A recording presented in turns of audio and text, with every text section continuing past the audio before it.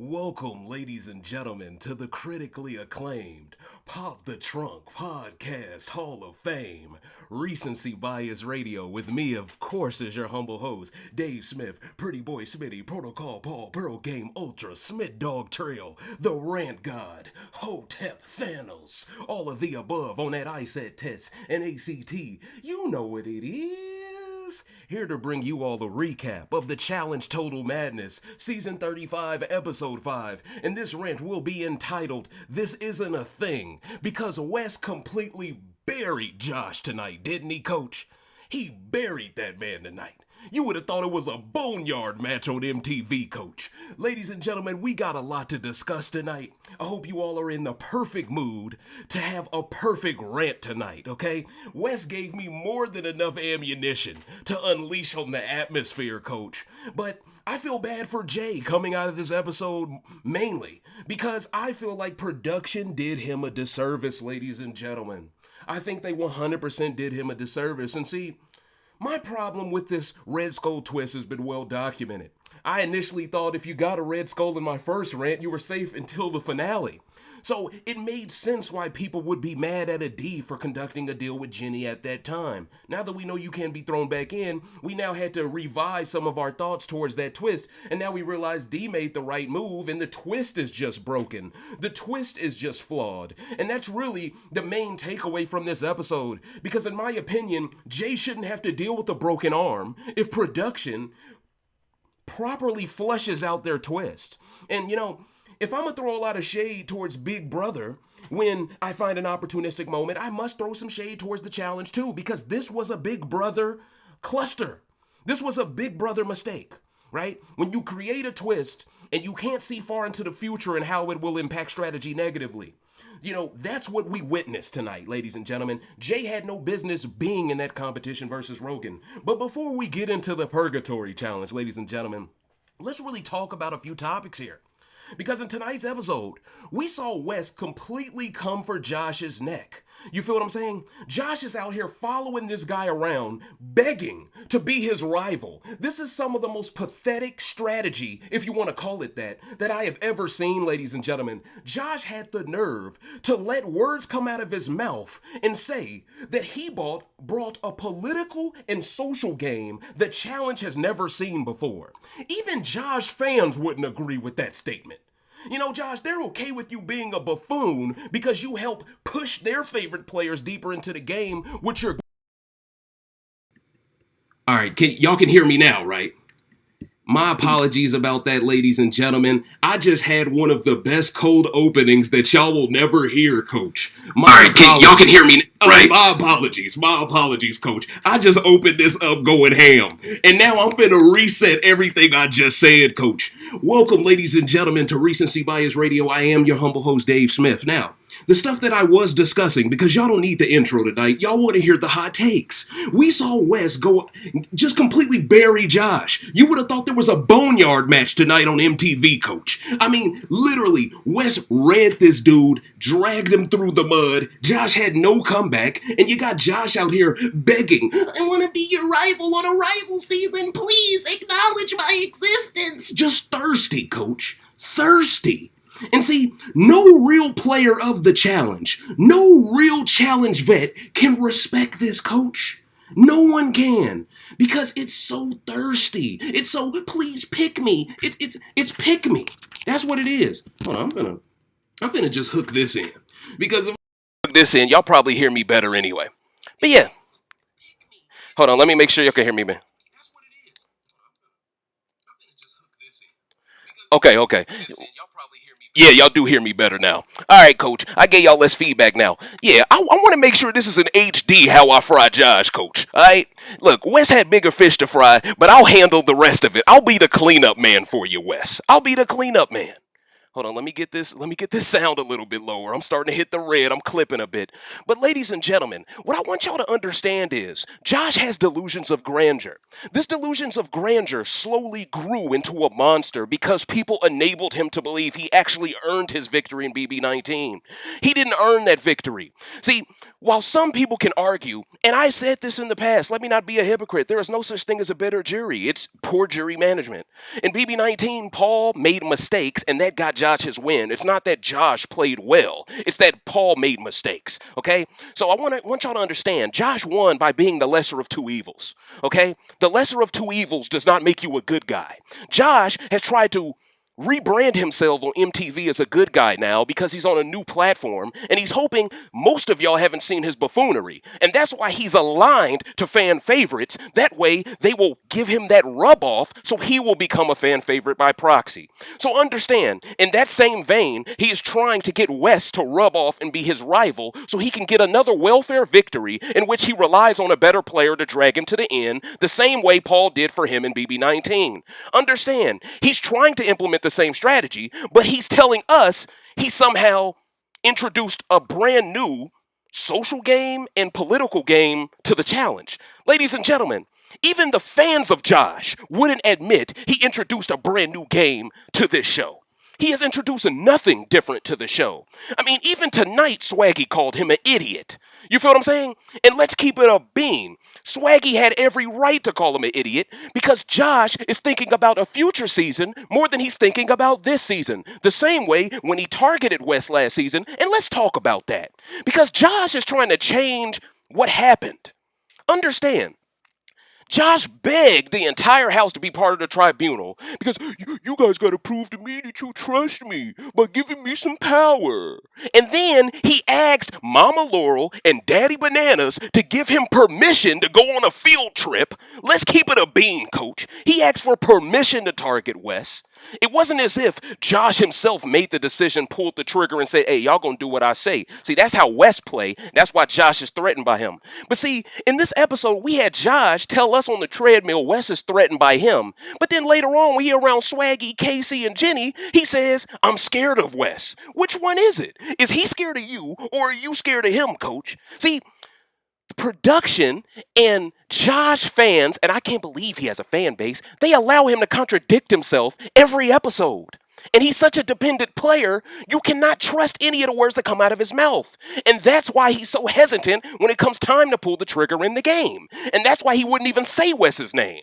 You see what I'm saying, coach? Oh, I'm going to pick him for the tribunal to be one of the three, but I'm not going to throw him in. I just wanted him to sweat a bit. He going against Jay anyway. It ain't as if he was going against Rogan. You see what I'm saying?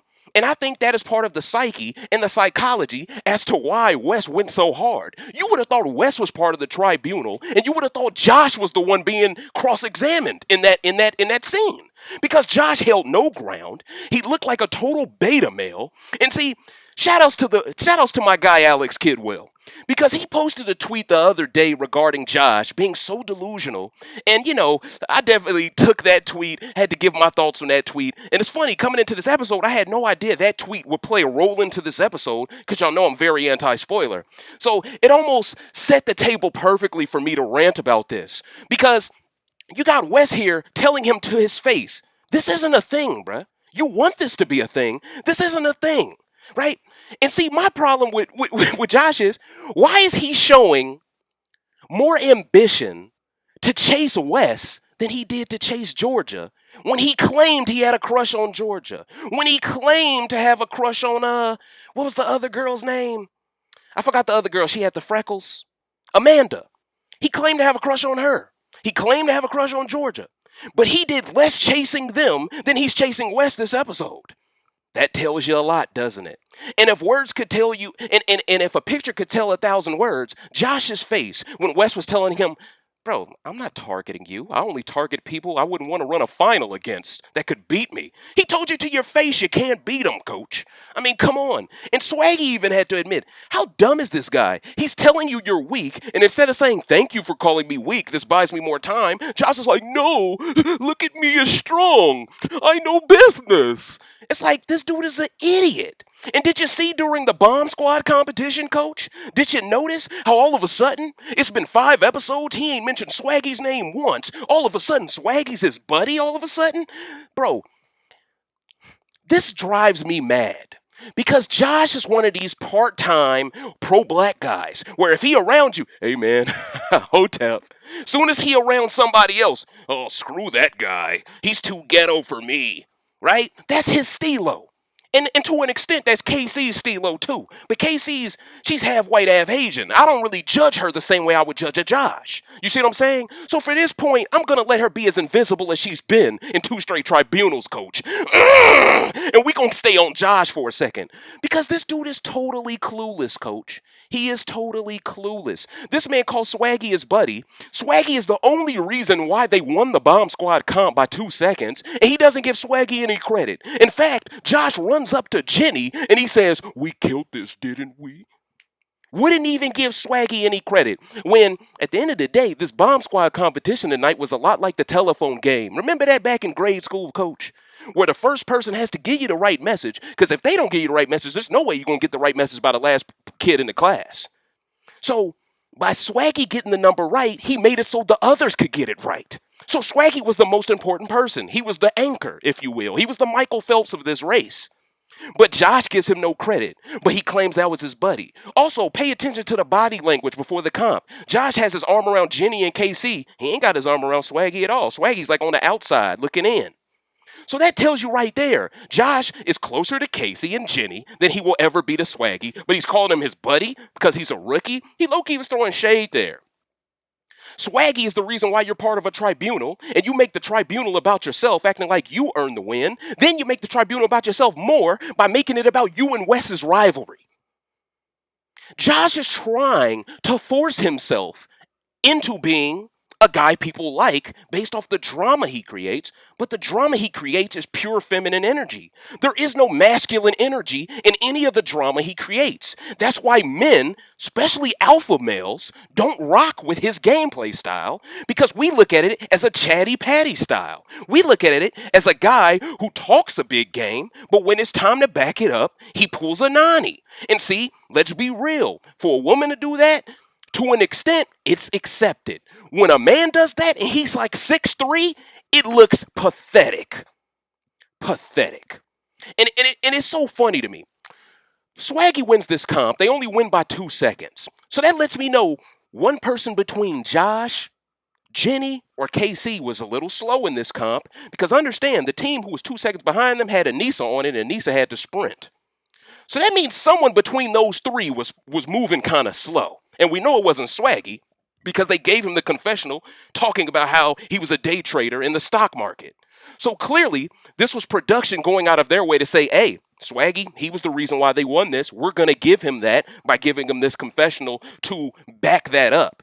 But you got Josh out here calling this dude his homie. He won't even give him the time to shine. He won't even let the rookie have his time to shine. And you know why? Because Swaley have been shining all season. Josh hasn't. So he had to make that moment about him. You see that?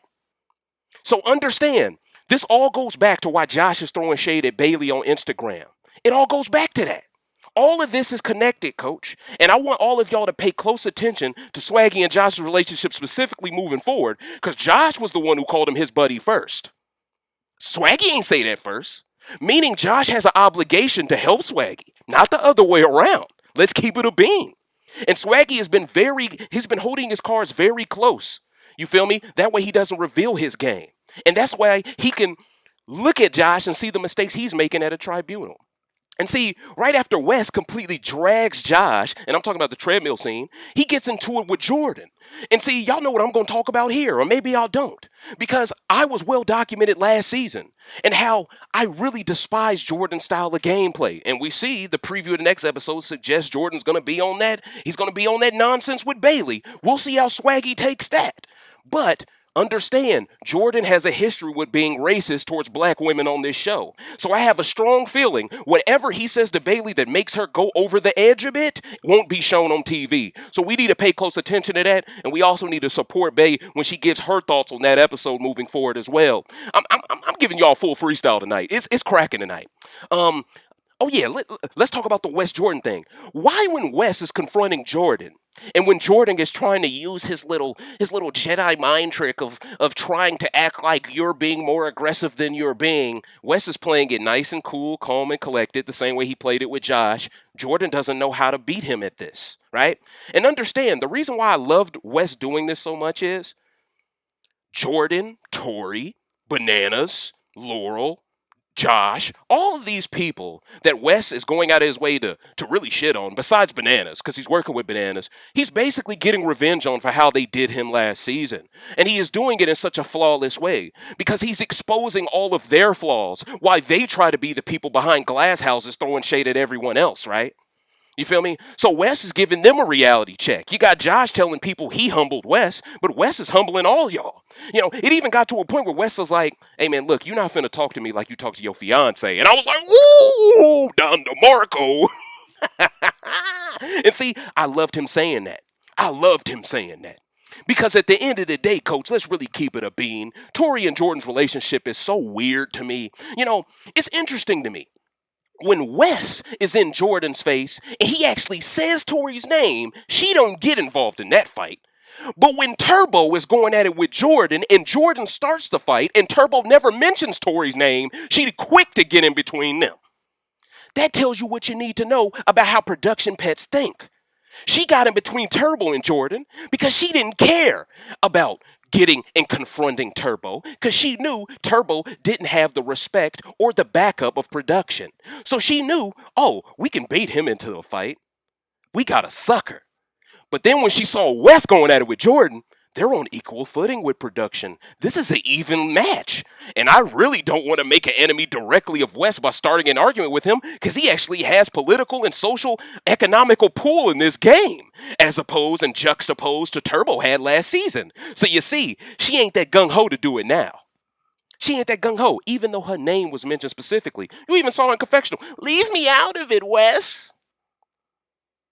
How come you didn't stay out of it with Turbo? See, this is very revealing and very telling for me because it shows that people are cowards. And right now, Tori doesn't have a red skull. So she is trying to limit her target as much as possible. She's trying to minimize it. But at the end of the day, you can't minimize it because everyone can't stand your man. And that's what's really real, coach. All right? So those was my thoughts initially on the whole Wes Jordan thing. I'm sure we'll revisit this later on in the rant, ladies and gentlemen, but I had to start this off with a good freestyle. I mean, it started off a little muted. My apologies, ladies and gentlemen. For that reason, I had to give y'all A1 energy. And shout outs to Jennifer Lipsy. She says she doesn't like Josh at all. Miss Jennifer, last season, a couple of seasons ago, we were in the minority for not liking Josh. That's the funny part. Because the majority of fans rocked with Bananas, right? So whoever Bananas was aligned to, they went with that like bandwagon fans. No matter who he was with, they liked that person for that season. And I'm not really mad at that. You can be a fan of Sway Lee and rock with anyone they rock with. Hell, how many people are cool with Jay prior to his injury just because he worked with the Big Brother people? So let's not be hypocrites here. It's fair for anyone to do it. I'm not saying you're wrong for doing it. But at the end of the day, ladies and gentlemen, the things that Josh gets away with saying, the amount of TV time production gives him when all the stuff he says is complete nonsense is crazy to me. You got certain characters that can't buy a confessional. Josh gets an entire episode based around him strictly because Swaggy did well in a competition, and y'all allow Josh to essentially take all the credit for it by making it all about him. Ladies and gentlemen, these are female traits, man. Because what is the quote people say to people? Act like you've been there before. For a guy who was one big brother, has Josh ever once acted humble in a victory? No.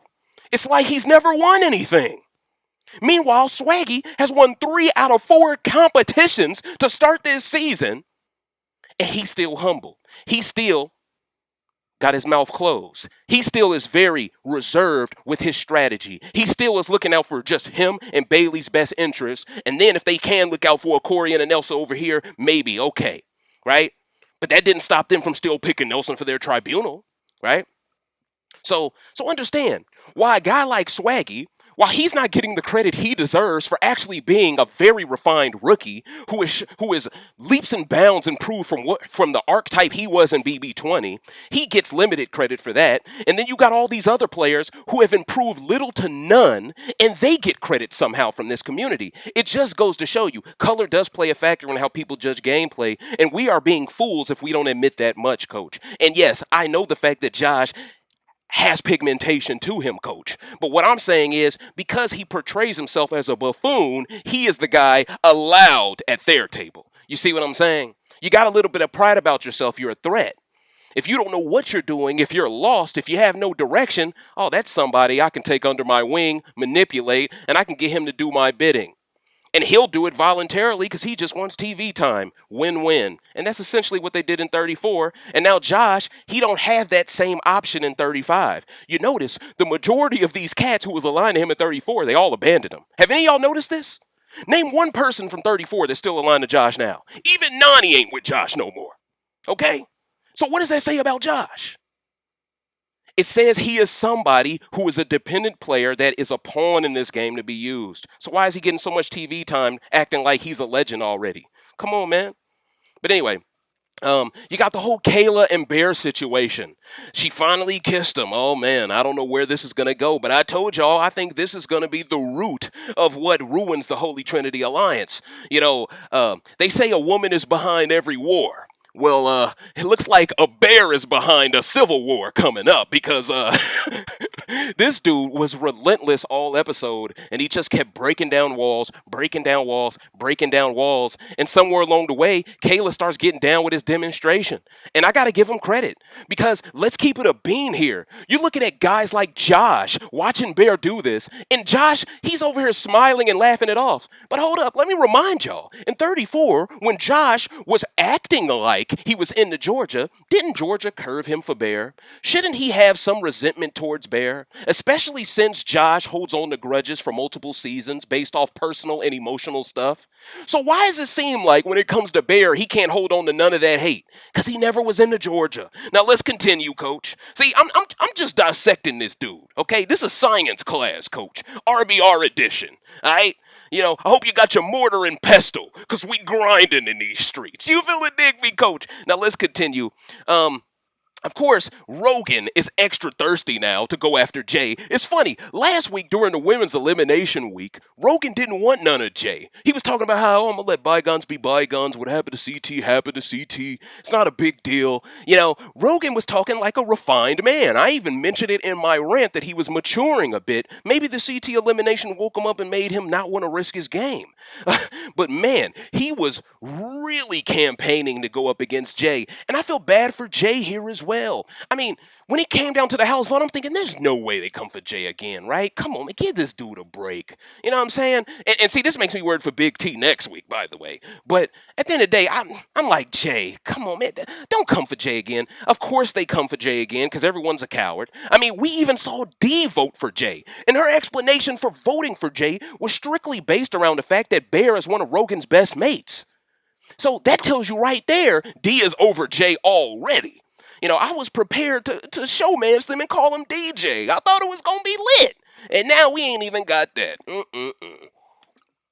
It's messed up, coach. It messed up. But hey, what can you do, Jay? Just keep shooting your shot, coach. But once again, we got to give Dee credit where it's due. Dee a season ago probably doesn't abandon Jay there. She probably allows her emotions to stay loyal to Jay at her own detriment. The same way last week, she abandoned Ashley at a drop of a dime. We got to get Dee credit here. She is becoming the Rey to Wes's Luke Skywalker.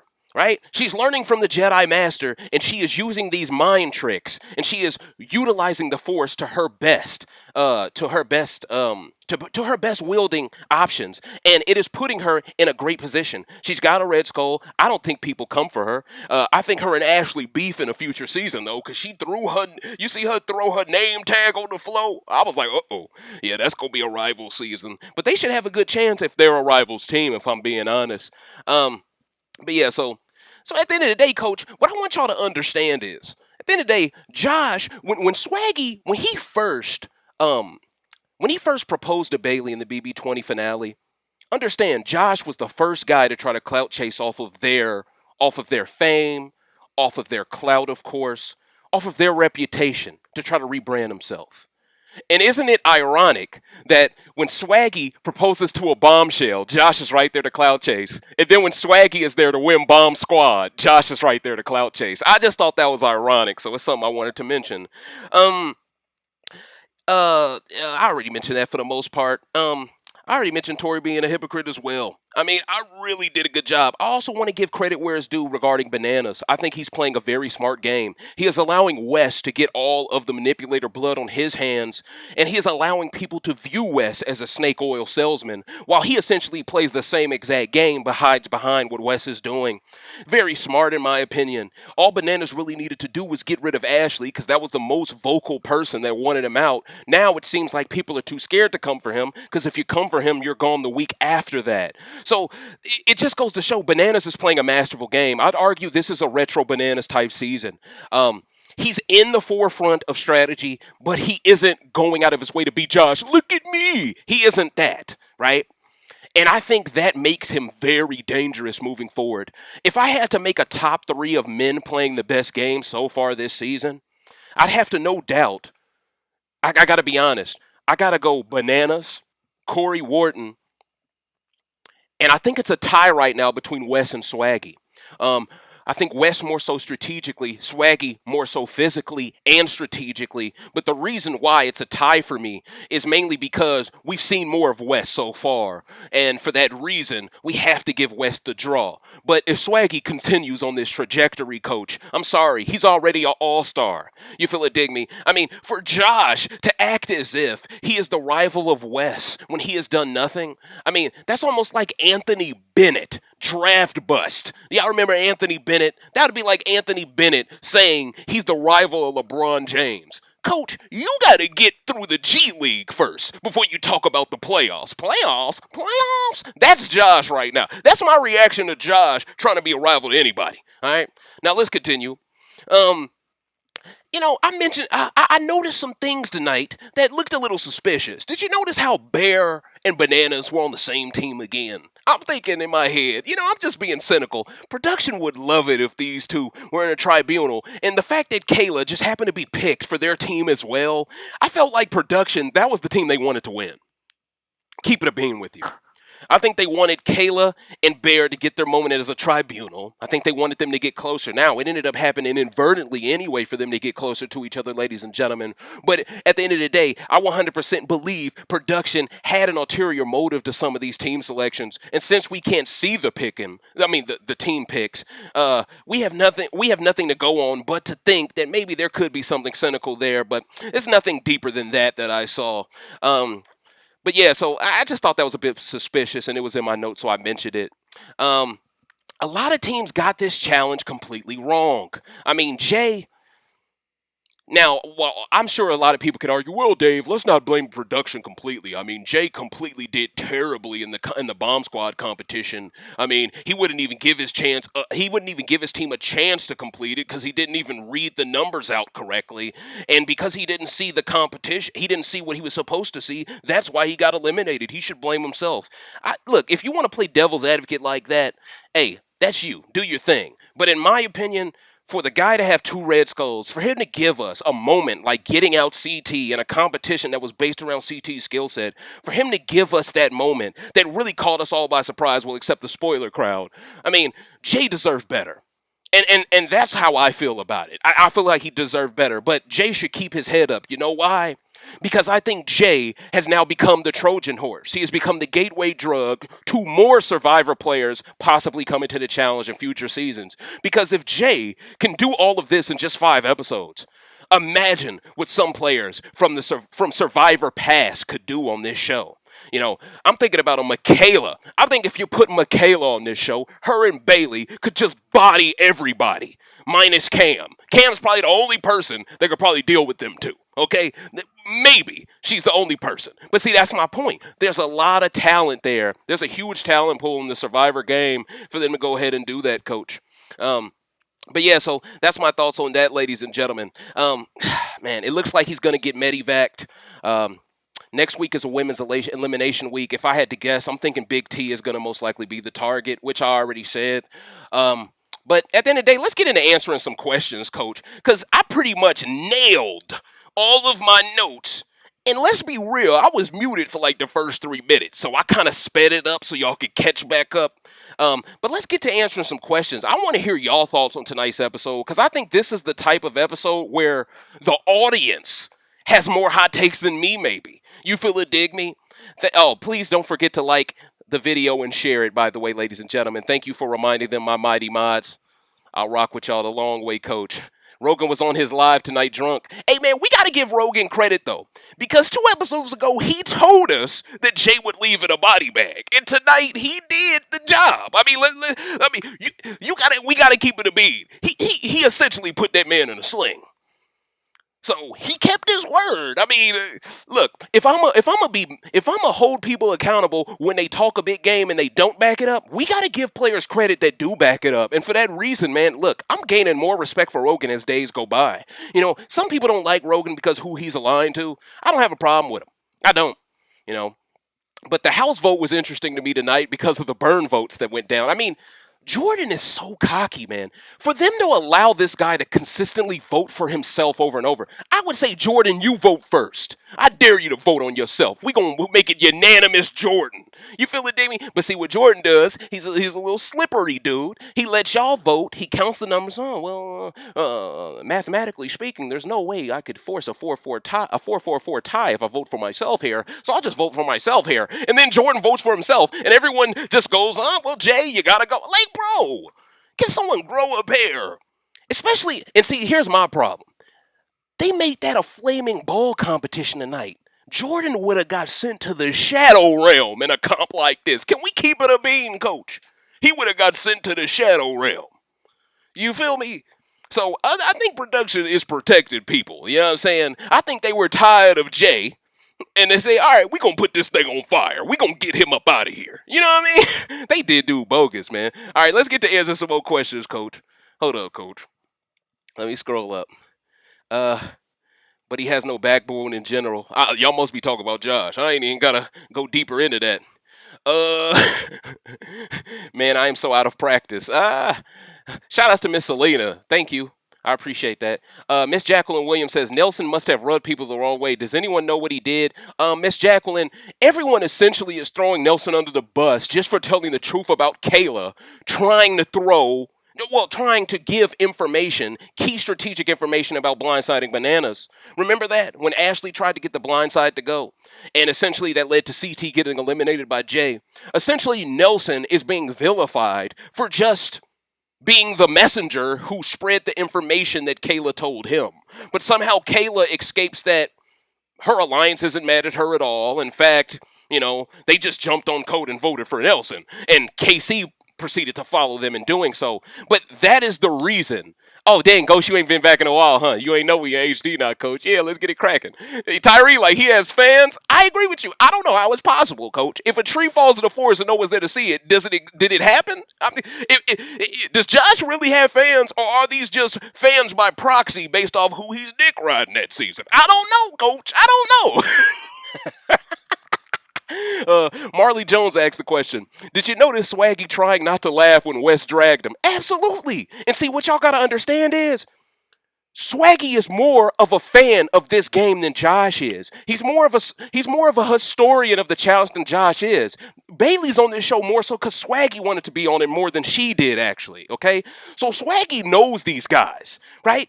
Like, this is one of his dreams to be on this show, right? He's not going to squander it with some, I want to be your rival. Because he has faith in himself as a man to get it done. He don't got to rely on some random partner in the future to carry him to a challenge victory. That's not even on his mind. He's trying to pull it off in his rookie season, Coach.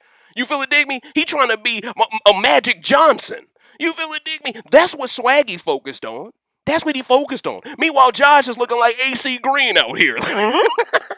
If you get the joke, you get the joke. But let's continue, Coach. Let's continue.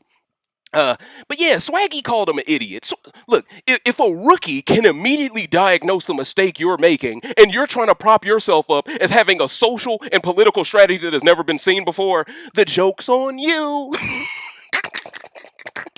The joke's on you, bro. And I think to a certain extent, production is laughing at him. He thinks they're laughing with him. They're laughing at him. Um, but yeah, my apologies for the no sound. I'm gonna make sure in post production to go ahead and cut all of that out so y'all can skip right to the sound. On the playback side of the game. Um, what's good? What's good? All right, let me get back to some more questions, ladies and gentlemen. It's lit right now, Coach. I think KC may be laying low, but I could be wrong. Of course, she's laying low, and nothing's wrong with laying low. Um, and to be fair to KC, when the only other Big Brother winner to be on the show has been a complete buffoon, you have to show something different, right? You can't be me attention, because then they're oh, she's another Josh. And then Josh gets credit for somehow influencing another player to play like him. No one wants to give him that satisfaction. No one, Coach. Even if it could be another possible member of the Moist Mafia. They're not going to do it, Coach. You feel it, dig me? But that's neither here nor there. Jordan's haircut is cultural appropriation towards the African American community. Cohen Wyatt. Ew, I never really thought about that. I might have to go back and look at his haircut now, but understand, I can't wait for the argument between him and Bailey. I can't wait, because something tells me Jordan is going to put his foot in his mouth, like he always does. And see, the thing is, there's always somebody that defends Jordan and says, it's just strategy. And these be the same people that get tired when they see Bailey in one confessional. Oh, there's too much visibility. You feel me? So these are the people we're dealing with. Yeah, it does. Miss Stephanie Hawkins says it looks like Bay is going to have another BB moment next show. You know they're going to make her look crazy. I agree, Miss Stephanie. Unfortunately, that comes with the territory. I told you all some of the things I was reserved about after episode 1 with how Bailey was looking at the camera and she was giving them a look like, was that good enough? And I think to a certain extent they're trying to push her as this person. I think it's going to gain her a lot more black fans that didn't watch Big Brother. But unfortunately, I just think Bailey has a lot more. She has a lot more in her toolkit. She has a lot more in her skill set where she doesn't have to rely on that cookie cutter, stereotypical nonsense. And that's why I hate it. But at the end of the day, if it helps her become a production pet that they protect, listen, I'll take the trade-off, because some of these production pets don't deserve to be production pets, if I'm being honest. Some of them didn't earn it. You know what I'm saying? And I'm just keeping it a bean there. He does little tidbits. They are jealous of Swaley because they won BB. And Swaley is like, and see, that's the funny thing. Swaley didn't win BB, but if you ask us, they won BB. You know, they're the one group of people who technically didn't get that 500 grand, but they got something more valuable than 500 grand. Meanwhile, Josh got the money, but inside, what did he really earn? He clearly feels like he didn't earn it. That's why he keeps trying to prove himself to other people on another show. If you truly believed that you earned what you achieved, you wouldn't be so thirsty to get acceptance from others. You would do things to where it would be undeniable to accept you. You see what I'm saying, Coach? And because of that inner conflict, Josh can never truly be who he portrays himself to be in these confessionals. You feel me? And see, a lot of people try to portray me as this guy who has a personal problem with Josh.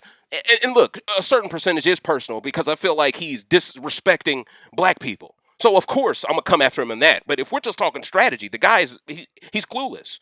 So that's another reason why I'll go ahead and call a spade a spade. Now, Mr. J. Griff says, why wouldn't you eventually target a couple, especially when you are third, fourth in the alliance? I agree with you, J. Griff. I agree with you on that.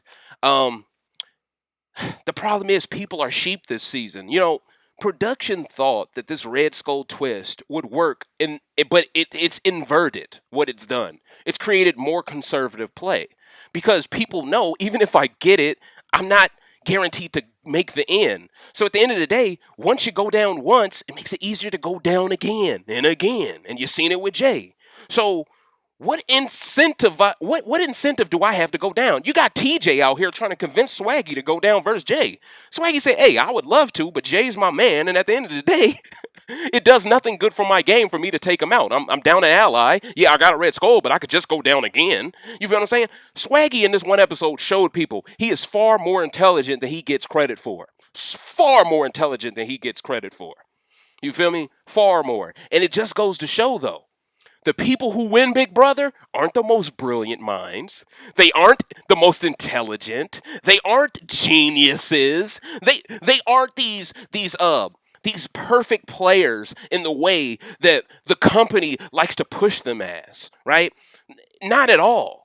They just happen to be the right person at the right time to get rewarded money based off of people being in their feelings at the right time. That's what it is. Now, poor jury management also works in lockstep with that. But at the end of the day, coach, a lot of these winners won by accident. That's my point. They won by accident. If Josh is at the end with Christmas Rousey, she wins on crutches, coach. You feel it, dig me? It's really that simple. And she was very mean to people. So let's really keep it a bean. My fault, y'all. I keep pushing this laptop. But yeah, I'm gonna get to answer some more questions. Give me a second, coach. I'm scrolling down. Faisal, no, he's not the worst. Casey is. Somebody said Faisal is the worst. I don't think he's that bad. I think he's a bit invisible as well, but I don't think he's that bad. Is Josh jealous of Swaley? Maybe a bit, but not really like Casey and Josh. Okay, maybe you're talking about Faisal. I don't think Faisal is jealous of Swaley at all. That's my thoughts on that. I think they had their problems in the past. They've made up, and they're aligned in this game, and that tells me all I need to know. They're on good standing with each other, and that's what they need to be. They need to have each other's back. Um,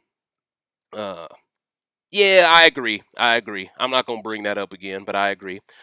These girls turned on Jay so quick. I agree with you, Mr. Antonio Lagunas. It's funny. Jay went from essentially being the same guy as Asaf. All the women had his back, and then CT gets eliminated by Jay, and it's almost like those same women are like, well, he can go, right?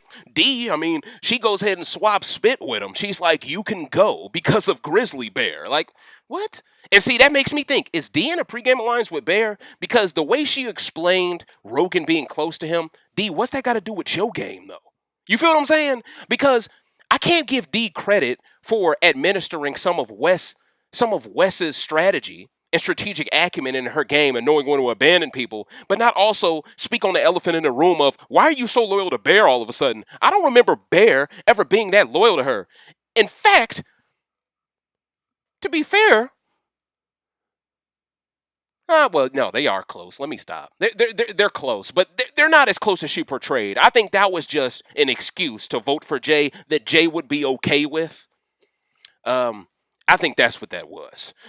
Wes, he goes ahead and burns a vote on Kyle, and Kyle's like, burn votes will be taken seriously. I was like, whoa. And then you got Jordan like, look at Wes, total coward. Wanted to come after me, but he goes ahead and he votes for him. And then I'm thinking, Jordan, you just voted for yourself, so you didn't have to vote for nobody. Isn't this the pot calling the kettle black? But that's neither here nor there. Jordan had a toddler fit on. He acts like one too in the game. I gotta keep it real. You know what I'm saying? X-Pac Gaming. Well, hey, welcome to the Shadow Realm, Coach.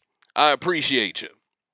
You know what I'm saying? Welcome to the Shadow Realm. But I'm trying to think. Go watch their YouTube video. They literally detailed it. Don't forget. Okay. Josh was definitely posturing for a future season with Wes for sure. He followed him on the treadmill. Then in the tribunals, he brought him in and got completely owned. I agree with you. He asked for this smoke, and then when he got it, he essentially... This is what I think. I think he thought he could get Wes to be flustered under pressure. But Wes knew the worst case scenario is I face Jay in an elimination comp. That's not the worst thing in the world. So Wes went into that tribunal with house money. And because he went into it with house money, Josh got owned. See, if there is no repercussions for what you say because you don't fear Josh, then you have to at least fear the person you're going to compete against when you're in purgatory. Because neither one of them was a fear factor that was on Wes's mind or subconscious, he was able to go in there fearless, and he actually made a fool of Josh, and he proved what I said. Josh wasn't even responsible for that tribunal being there. It was Swaggy. If anything, Swaggy should have conducted all of that. But once again, Josh made it about himself. Now, if you see this, I need you to shout out your new tweet handle. It's in the description, Coach. It's in the description, Ghost.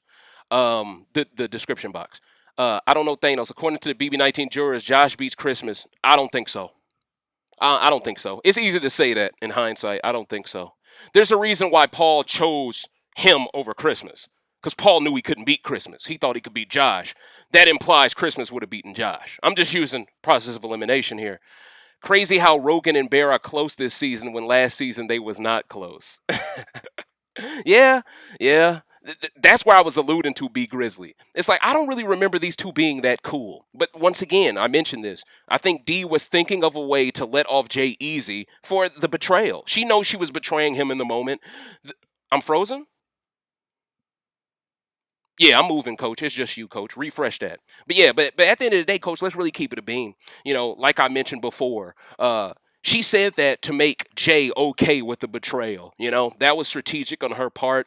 She had to give him an excuse that made sense. She knows that he takes these votes personal. We even saw him grab his name tag, and he was very frustrated in the moment. So, that's another reason why I feel bad for Jay. And see, production, at the end of the day, I hope you all are watching the fans' reaction to an episode like this. I hope you all are seeing that this Red Skull twist had a lot of potential, but because y'all didn't make sure if you got it, you were untouchable, or at least make sure if you get one, you have to burn your Red Skull to not go in purgatory. See, if they would have flipped it in a way that was like, okay, if you get a Red Skull, it's like a power of veto, right? Whereas if someone tries to come for you, you can use it, and then all of a sudden you're not one of the person, and then the second most votes, that person goes in. That would change strategy a lot. It would turn into Survivor, because it would be like an immunity idol, right? Where people would go, okay, we have to go half on him, because he might use his Red Skull.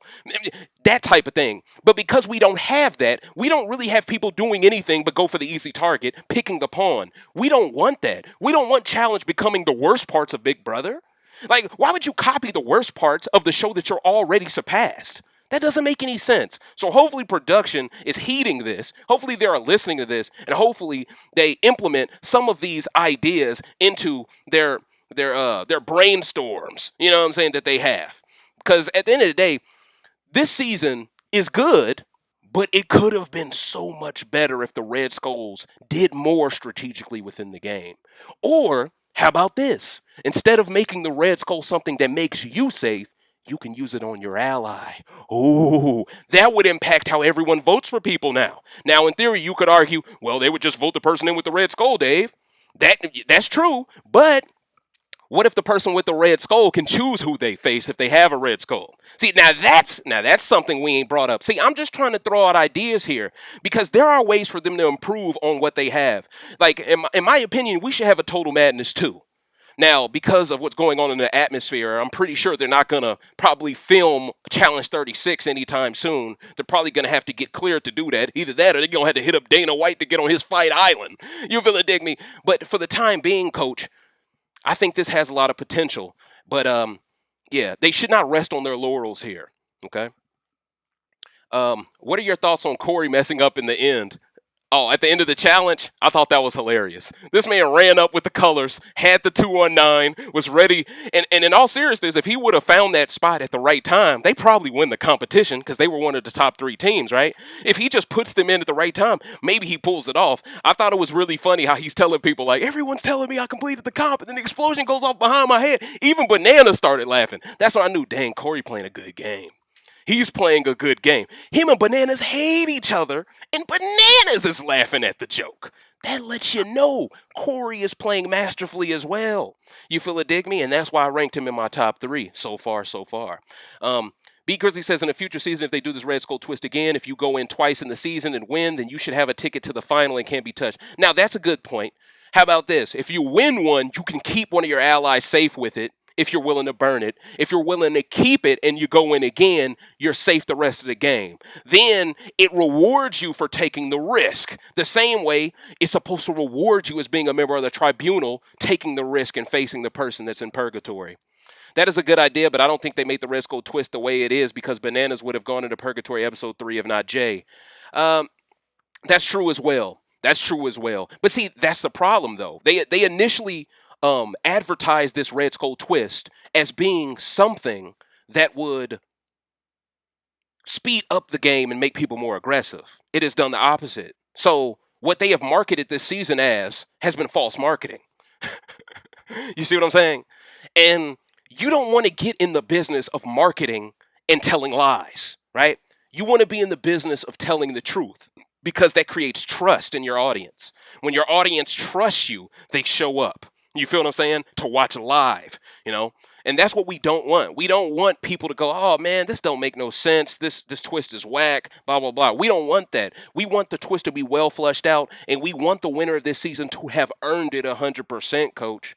And that's just how I feel, Coach. But ladies and gentlemen, this has been the 5th rant of the challenge Total Madness, entitled This Isn't a Thing. I hope you have enjoyed yourself, ladies and gentlemen. I will be back in HD to talk more challenge in a week or so. If you could, please like, share, and subscribe. And on the right side of my channel's page, click on that bell. That way you could be here with the most lit live chat in the challenge Total Madness history, Coach. I truly appreciate y'all coming through. Once again, my apologies for the mute that started off this rant. But hey, it ain't about how you started. It's about how you finish it, Coach. You feel it, dig me, Coach? I hope y'all have a wonderful night. I hope y'all stay safe, stay smooth, and until next time.